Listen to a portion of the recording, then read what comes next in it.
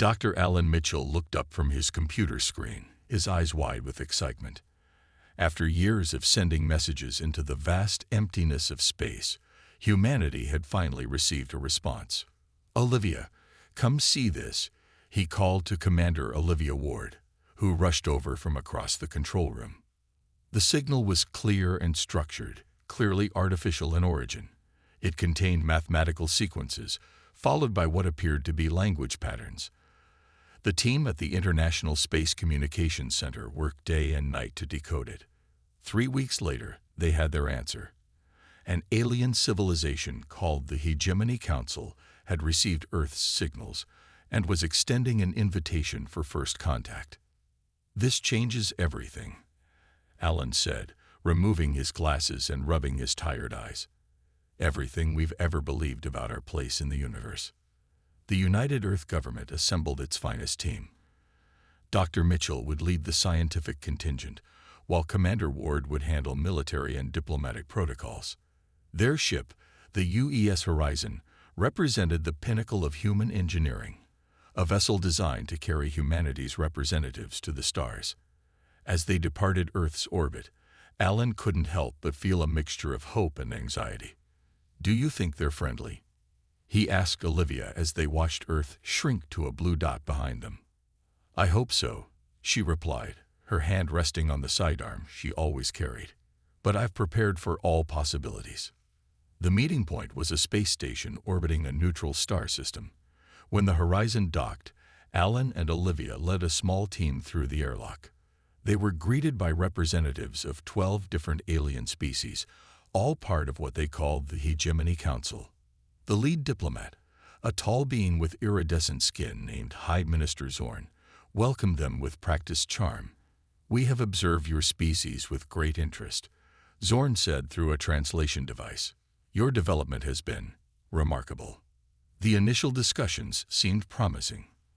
The aliens shared knowledge about faster-than-light travel and offered to introduce humanity to the galactic community. But as talks progressed, Alan noticed concerning patterns. "They keep using words like integration and oversight," he whispered to Olivia during a break. "I'm starting to think they don't view us as equals." His suspicions proved correct the next day when Zorn presented the terms for Earth joining the hegemony. Humanity would surrender control of its military, accept hegemony governors on all colonies, and provide resources as demanded. "This isn't an alliance," Olivia said firmly. "This is subjugation." Zorn's friendly demeanor immediately changed. "All emerging species must be guided. Those who resist guidance are deemed threats." When Earth's representatives refused these terms, the atmosphere in the room grew cold. "Your species will be classified as quarantine status," Zorn announced. "You have made a grave mistake." The Earth team was escorted back to their ship. As they prepared to depart, Alan accessed the station's data network using a device he had secretly planted during their arrival. What he found horrified him. "Olivia, we need to get back to Earth now," he said urgently. "They've done this before, dozens of times. Any civilization that refuses to join them is eliminated or forced into submission." The Horizon accelerated away from the station, pushing its engines to maximum capacity. They needed to warn Earth, but they were too late. As they approached the outer colonies in Mars' orbit, they witnessed flashes of light across the red planet's surface. The colony was under attack. "They never intended to give us a choice," Olivia said grimly as they watched the devastation unfold. "This was always going to end in either surrender or war." Alan's face hardened as he watched the unprovoked attack. "Then we'll give them a war like they've never seen." Emergency broadcasts from Earth filled their communications. The Europa base had also been hit. Humanity's first contact with alien life had become a fight for survival. As they raced back to Earth, Alan and Olivia knew everything had changed. Humanity now faced its greatest challenge and would need to summon its greatest strength to survive. Lieutenant Kate Simmons crouched behind the remains of what had once been the Mars Colony Defense Station. The air around her filled with the sound of energy weapons and the shouts of her fellow soldiers. 3 days had passed since the hegemony launched their surprise attack, and humanity was still standing. "They didn't expect us to fight back," Kate said into her comm unit, watching as another alien craft approached. "And they certainly didn't expect us to be good at it." Colonel Jack Bennett's voice crackled through the speaker. "Hold your position, Lieutenant. Let them get closer." The experimental defense grid had been Jack's project for years. Military leadership had considered it a waste of resources, until now. As the enemy ship moved into range, Jack activated the system remotely from his command center beneath Olympus Mons. A web of energy suddenly appeared around the approaching vessel, disrupting its propulsion system. The ship sputtered and began to sink toward the Martian surface. "Now, Lieutenant," Jack ordered. Kate signaled her team. 20 soldiers in exo-armor emerged from their hiding places, surrounding the downed craft. When the hatch opened and the aliens attempted to flee, they found themselves facing the business end of human weapons. "Secure that vessel intact," Kate commanded. "We need everything inside." Meanwhile, on Earth, Admiral Diana Frost reviewed the reports from the outer colonies. The initial attack had been devastating, but the enemy's advance had slowed considerably. "They expected us to collapse immediately," she told the United Earth Defense Council. "Their tactics suggest they've used the same approach for millennia, against species that surrendered after the first show of force." Images from the front lines appeared on the screen behind her. Human forces had already adapted to the aliens' weapons and tactics, making adjustments that clearly confused the invaders. "The hegemony has conquered countless civilizations," Diana continued, "but I don't think they've ever encountered a species quite like us." Back on Mars, Kate's team had successfully captured the alien vessel. The ship contained not just advanced technology, but also detailed records of the hegemony's previous conquests. "They follow the same playbook every time," she explained to Colonel Bennett as they examined the data.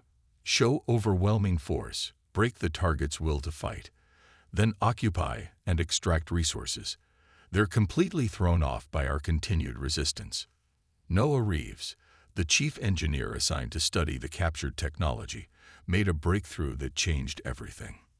"Their weapons are advanced, but their design philosophy is stagnant," he explained.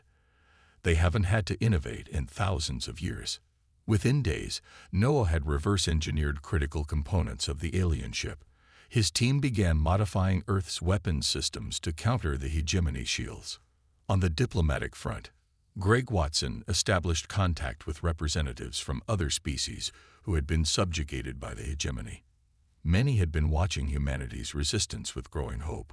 "Your people fight like none we have ever seen," said the message from a resistance leader of the Vex, a species conquered centuries ago. "If you continue to stand, others may find the courage to rise."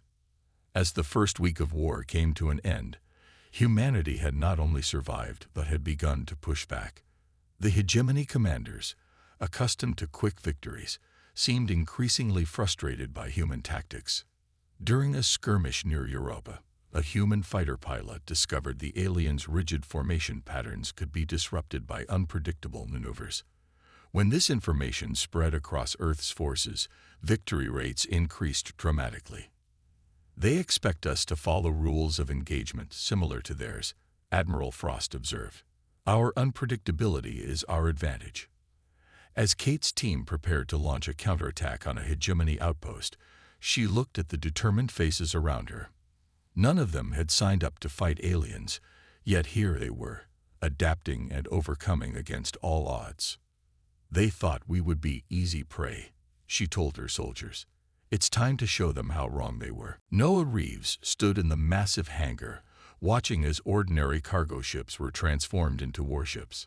Workers swarmed over the vessels, installing weapons systems and shield generators reverse-engineered from captured hegemony technology. "The Odyssey Protocol is working better than we hoped," he said to Admiral Diana Frost, who had come to inspect the operation. "We're converting ships in half the time we initially projected." Diana nodded approvingly. "How soon can this fleet be ready for deployment?" 3 days," No replied, checking his tablet. We're prioritizing speed and maneuverability over heavy weapons, just as you requested. The Admiral's strategy had been controversial among military leadership. Traditional doctrine called for matching the enemy's firepower, but Diana had insisted on a different approach.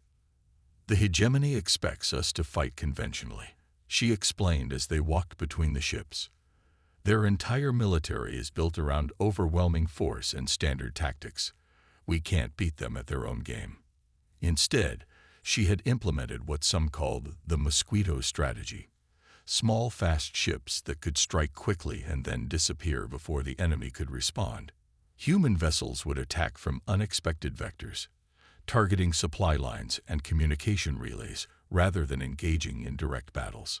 They'd never had to fight guerrilla warfare in space, Diana said, and they certainly don't expect it from a species they considered primitive just months ago. Meanwhile, on the diplomatic front, Greg Watson had made significant progress. His team had established secure communications with resistance movements across 7 species subjugated by the hegemony. Each of these civilizations has lived under hegemony rule for centuries, Greg explained during a secure video conference with Earth's leadership. They've been waiting for something to change the balance of power. On his screen, he displayed messages from these resistance leaders.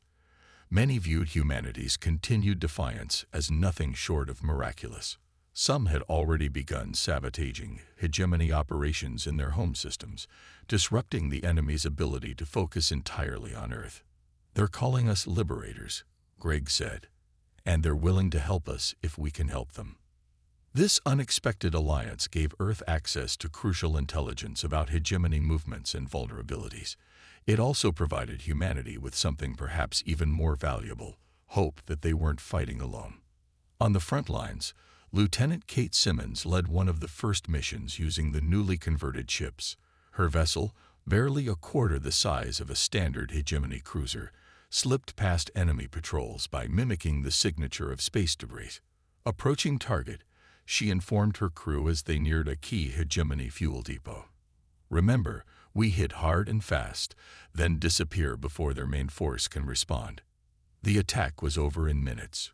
Kate's ship and 2 others appeared suddenly, fired precise shots at critical infrastructure points identified by alien resistance informants, and vanished into the darkness of space before enemy reinforcements arrived.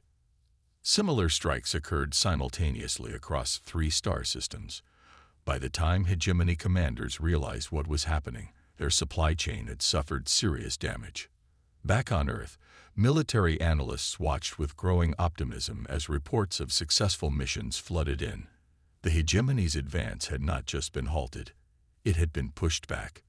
They don't understand what they're fighting, Noah said as he reviewed the battle data.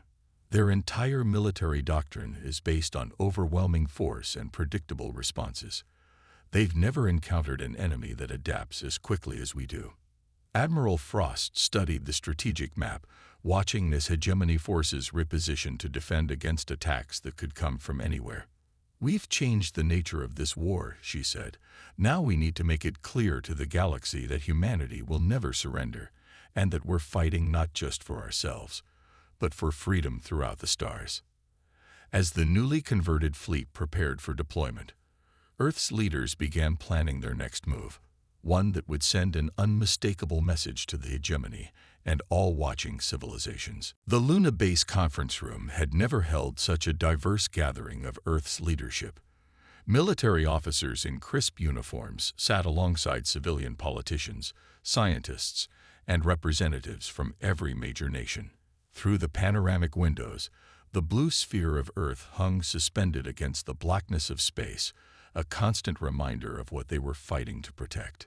President Elaine Morris stood at the head of the table, her face showing the strain of 3 months of war, but her voice steady and determined. "We need to send a message," she said, "not just to the hegemony, but to every species in the galaxy. We must make our intentions absolutely clear." For 2 days, they debated the wording of what would come to be known as the Luna Declaration. Some argued for a moderate tone that might open doors to negotiation. Others pushed for defiant language that would inspire both humans and subjugated alien populations. Sophia Miller, Earth's leading communications specialist, had been tasked with ensuring the message would be understood by all recipient species. "We've incorporated linguistic patterns from all the alien languages we encountered," she explained. "The declaration will be broadcast simultaneously in 27 formats to maximize comprehension across different biologies and technologies." On the third day, the final text was approved. President Morris delivered the address from the observation deck, Earth visible behind her as she spoke into cameras that would send her image across the stars. "To the Hegemony Council and all sentient beings throughout the galaxy," she began, "humanity will not surrender. We will not submit to tyranny. We will not accept a future where any species is denied the right to determine its own path." As she continued, military vessels throughout human-controlled space prepared to amplify and protect the transmission. The hegemony had been blocking Earth's communications, but Admiral Frost had devised a plan to overcome this obstacle. "Every species deserves freedom," President Morris declared, "and humanity pledges to stand with all those who seek liberation from oppression. This is not merely a war for our survival. It is a struggle for the fundamental rights of all sentient beings." She concluded with what would become the most quoted passage of the Declaration. "Let this serve as humanity's last warning to the hegemony. Cease your aggression immediately, or face consequences unlike any you have encountered in your long history. The battle is on, and it will not end until all worlds are free." As the transmission began, synchronized attacks disabled key hegemony communications jammers. Sophia's team activated dormant relay beacons that had been secretly placed throughout neighboring systems. For the first time since the war began, Earth's voice reached across the galaxy unimpeded. In the command center below the conference room, Sophia monitored the broadcast's progress. "We're getting confirmation of receipt," she announced. "The message is breaking through their blockade." The response was immediate. On planets long held under hegemony control, populations heard the human declaration and took heart. Underground resistance movements, emboldened by Earth's defiance, stepped up their activities. Several hegemony garrison forces found themselves suddenly facing internal uprisings. The Hegemony Council's reaction was equally swift but less effective. They scrambled to counter the broadcast with their own messaging, claiming humans were dangerous extremists who threatened galactic stability. But their propaganda lacked the emotional impact of the Luna Declaration. Meanwhile, humanity prepared for the inevitable retaliation. The hegemony would not take this challenge lightly. "They'll come at us with everything now," Admiral Frost told her officers. "But for the first time, they're fighting a war on multiple fronts, and unlike us, they haven't had to adapt to changing circumstances in thousands of years." As predicted, within hours of the broadcast, hegemony fleet movements indicated a major offensive was being organized. But Earth was ready. The converted ships of the Odyssey Protocol were in position. Resistance allies were sharing intelligence, and humanity's determination had never been stronger. The Luna Declaration had changed the nature of the conflict. What began as an invasion had become a galactic revolution, with humanity as its unexpected catalyst. Captain Eric Daniels stood on the bridge of the UES Defiant, looking at the tactical display that showed the hegemony shipyard floating in space before them. This massive structure had built the very warships that attacked Earth's colonies, and now it was the target of Operation Thunderstrike, humanity's first major offensive against the enemy. "All ships report ready, Captain," said his first officer, Lieutenant Maria Foster. Her voice was calm despite the tension that filled the bridge. Eric nodded. "Begin the countdown. Remind all captains, stick to the plan. We hit fast, we hit hard, and we get out before their reinforcements arrive." The human fleet consisted of 30 vessels, most of them converted civilian ships equipped with reverse-engineered alien technology. They were outnumbered and outgunned by conventional standards, but they had the element of surprise and a battle plan unlike anything the hegemony had faced before. 3 minutes to engagement," Maria announced. Eric thought about the thousands of people depending on this mission's success. If they could destroy this shipyard, it would severely limit the hegemony's ability to replace the vessels they had lost fighting Earth. All ships, execute attack pattern Delta, he ordered as they came within range. The human fleet split into 3 groups, approaching the shipyard from different angles.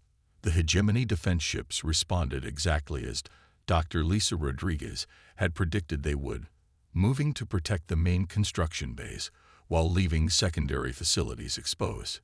Dr. Rodriguez had spent months studying hegemony battle tactics.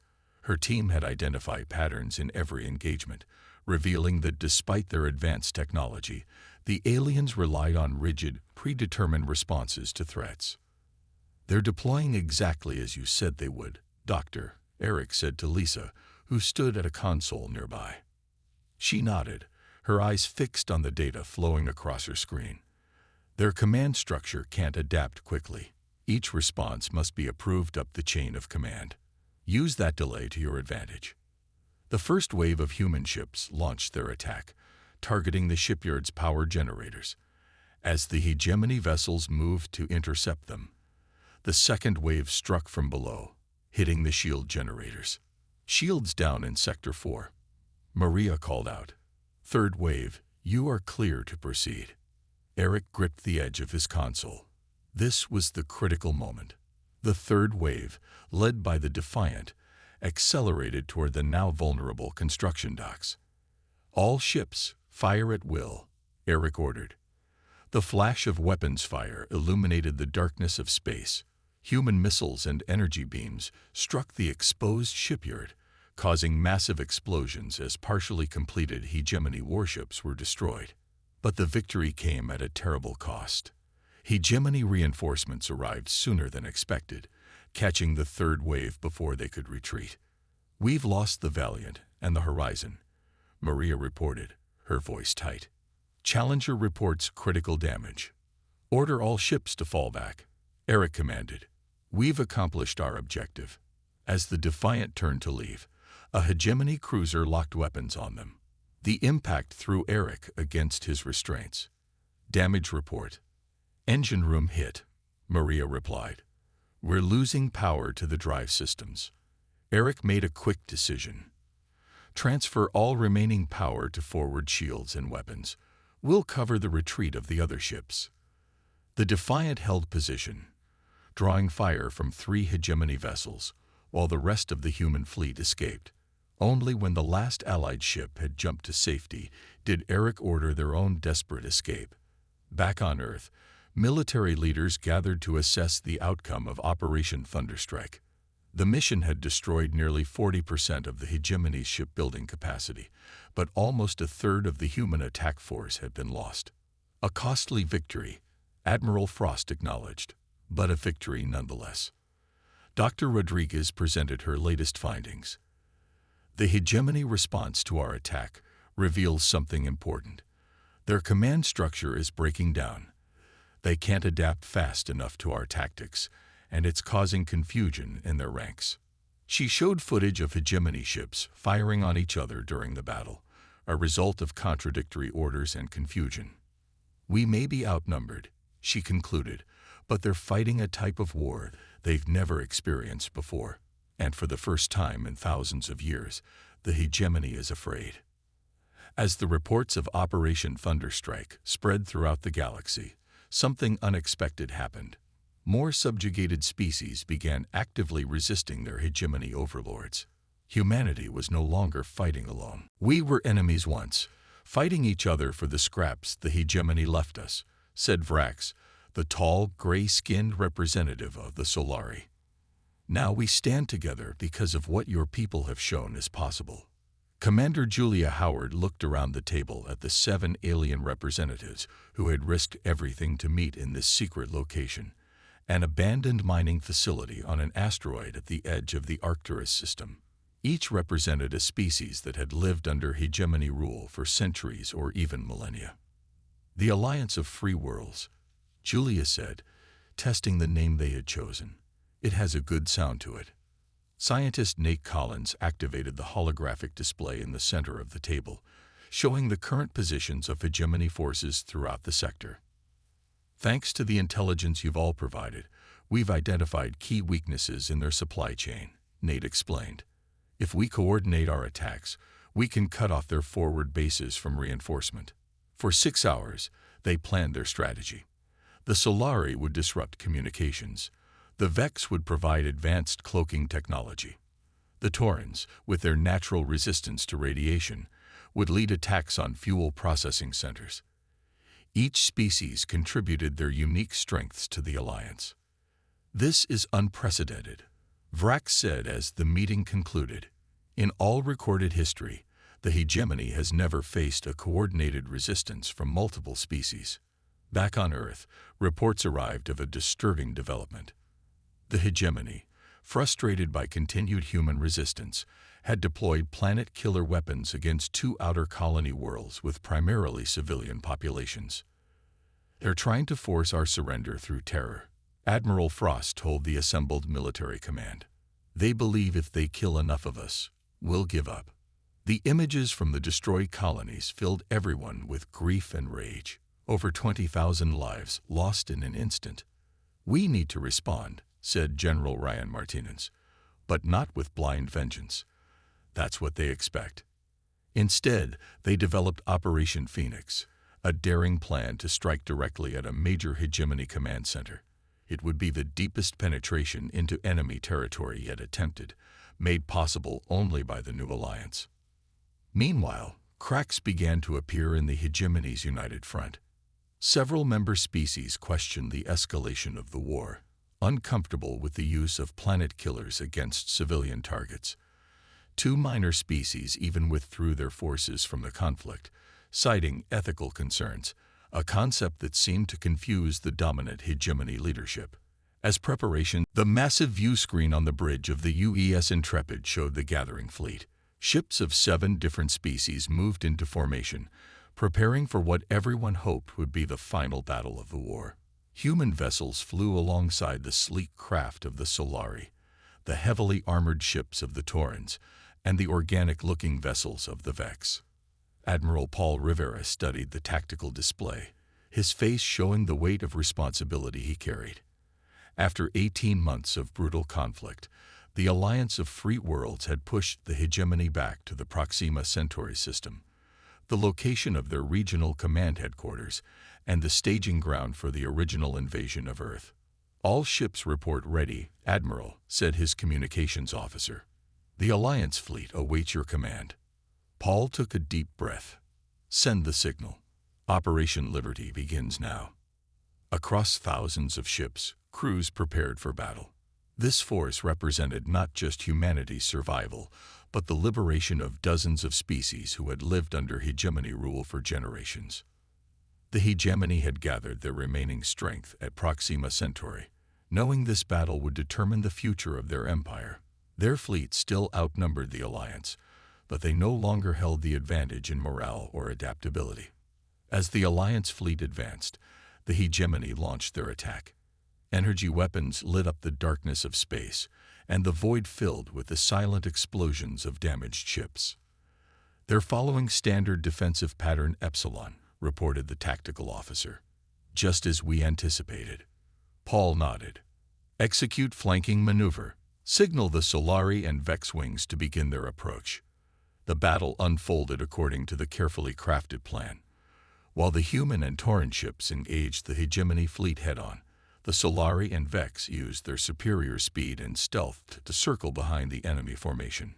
We're taking heavy losses in Sector 4, came a report from the front line. Hold position, Paul ordered. We need to keep their attention focused forward just a little longer. The minutes dragged by, each one costing lives as ships on both sides were destroyed. Then the signal came. The Solari and Vex had reached their positions. All ships, execute attack pattern Omega, Paul commanded. The trap closed. Caught between 2 Alliance forces, the hegemony fleet found their carefully organized formations breaking down. The rigid command structure that had served them for millennia became their greatest weakness as they struggled to respond to attacks from multiple directions. On the hegemony command ship, High Minister Zorn watched in disbelief as his fleet began to disintegrate. "Impossible," he muttered. "These primitive species cannot defeat us. We have ruled the stars for 10,000 years." A junior officer approached nervously. "Minister, we're receiving a transmission from the human flagship. They're offering terms for our surrender." Zorn's colors flashed in rage. The hegemony does not surrender. But all around him, his officers saw the inevitable. One by one, hegemony ships began to power down their weapons. The mighty empire that had dominated the galaxy for millennia was facing defeat for the first time in its history. 3 days later, representatives from all involved species gathered on a neutral space station to negotiate peace. Ambassador Kelly Martinez led the human delegation. "Today we establish a new foundation for relations between all sentient species," she said as she presented the document that would become known as the Centauri Accords. Not based on domination, but on mutual respect and cooperation. The terms were firm but fair. The hegemony would surrender its military capacity and release all subjugated worlds. In return, there would be no collective punishment of hegemony species. Only those leaders responsible for war crimes would face justice. As the signing ceremony concluded, Hall stood by a viewport, looking out at the stars. A Solari diplomat approached him. "Your species fought not just for yourselves, but for all of us," the Solari said. "Many thought it was impossible to challenge the hegemony. You proved otherwise." Paul smiled slightly. "Humans have a long history of doing the impossible when our backs are against the wall." In the months that followed, a new galactic order emerged. The Centauri Accords established principles of sovereignty and cooperation. Trade routes opened between formerly isolated worlds. Cultural exchanges began between species that had previously known each other only as enemies. On Earth, monuments were built to honor those who had fallen in the war. But perhaps the greatest memorial was the flourishing of liberty throughout the galaxy. "I understand you'd like me to write a Part 8 for the story, even though the outline originally included only 7 parts. I'll create an additional part that follows the conclusion while maintaining the same style and word count." 5 years after the signing of the Centauri Accords, Admiral Paul Rivera stood on the observation deck of New Horizons Station. The massive space habitat orbited Earth, serving as the headquarters for the Alliance of Free Worlds. Through the panoramic windows, he watched ships from dozens of species arriving for the anniversary celebration.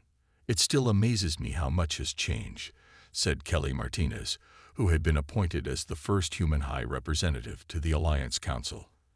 "I remember when we thought we were alone in the universe." Paul nodded. "And then we almost didn't survive first contact." The station itself represented the new era.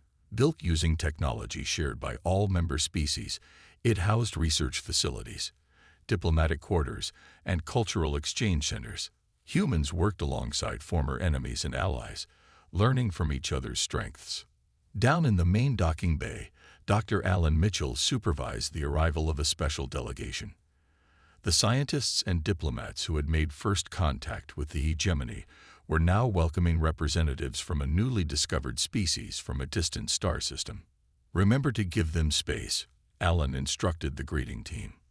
"Their sensory organs are easily overwhelmed in new environments."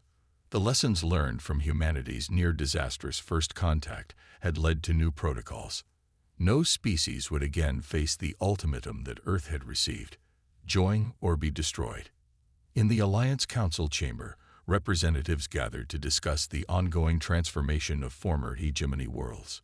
Some species had quickly embraced their freedom, while others struggled with the responsibility of self-governance after millennia of subjugation. "The transition continues to present challenges," said Vrax, now serving as prime coordinator for the Alliance. "But we remain committed to supporting all worlds in their journey to full sovereignty." Not everything had been peaceful. Remnants of hegemony loyalists occasionally launched attacks on Alliance outposts. Some argued for harsher measures against former hegemony species, while others cautioned against becoming the very thing they had fought to overthrow. Commander Olivia Ward, who had been present at the first contact, now led the Alliance peacekeeping force. Her mixed-species crews patrolled troubled regions, maintaining stability while local governments developed. "We didn't fight this war just to create a new empire with different leaders," she often reminded her officers. "We fought for everyone's right to determine their own future." The scientific cooperation between species had led to remarkable advances. Noah Reeves had established the interspecies technology exchange, where researchers shared knowledge that had previously been restricted by the hegemony. They deliberately kept species isolated from each other, Noah explained to a group of visiting students. They knew that cooperation would lead to innovations they couldn't control. Those innovations now emerged at an astonishing pace. Medical breakthroughs extended lifespans. New propulsion systems made travel between distant stars more efficient. Agricultural techniques adapted from various worlds helped feed growing populations. As the anniversary ceremony began, Paul took his place among the other military leaders who had helped win the war. The memorial flame was lit, honoring those who had sacrificed their lives for freedom. "We gather not to celebrate victory," Kelly said in her address to the assembled representatives, "but to reaffirm our commitment to the principles that united us. No species shall dominate another. No world shall be denied the right to chart its own course among the stars." Later, as the celebrations continued, Paul stood alone for a moment, watching Earth rotate slowly beneath the station. He thought about how close humanity had come to extinction, and how that desperate fight had ultimately transformed the galaxy. A young officer approached him hesitantly. "Admiral, they're waiting for you at the reception." Paul smiled, just taking a moment to appreciate the view. "Sometimes, I still can't believe we made it." As he turned to leave, a message alert sounded from a nearby console.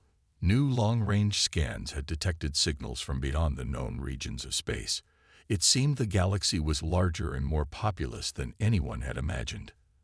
The journey that began with humanity's desperate fight for survival continued into an uncertain but promising future. The stars, once a place of danger, now beckoned with possibility.